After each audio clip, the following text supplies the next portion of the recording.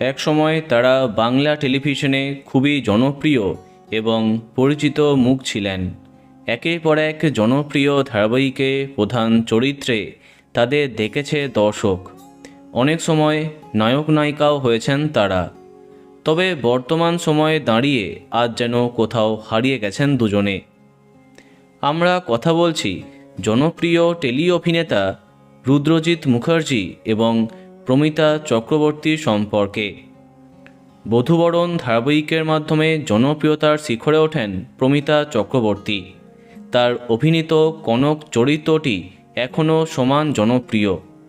অন্যদিকে মা দুর্গা ধারাবাহিকের মাধ্যমে ডেবিউ করলেও পটল কুমার গানওয়ালায় নায়ক চরিত্রে কাজ করে জনপ্রিয় হয়ে ওঠেন রুদ্রজিৎ মুখার্জি।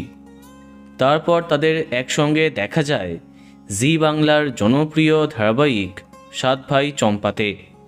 নায়ক নায়িকার চরিত্রে অভিনয় করতে গিয়ে একে অপরের প্রেমে পড়েন তারা। পরবর্তীকালে আইনি মতে বিয়েও করেছেন রুদ্রজিৎ প্রমিতা, কিন্তু তারপরেই তাদের কেরিয়ারের ডাউনফল আরম্ভ হয়। এখানে আকাশ নীল ধারাবাহিকে কাজ করে কিছু জনপ্রিয়তাও হারান প্রমিতা।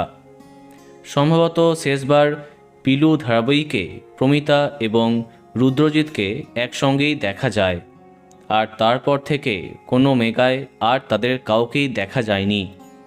মাঝে মাঝে তাদের নানা মুহূর্তের ছবি সামাজিক মাধ্যমে সামনে আসে, আর তখনই দর্শকের প্রশ্ন থাকে কেন তাদেরকে আর দেখা যায় না, যদিও এর কোনো সঠিক উত্তর সামনে আসে না। তো বন্ধুরা, তাদের কে কে মিস করছো কমেন্টে জানাতে পারো।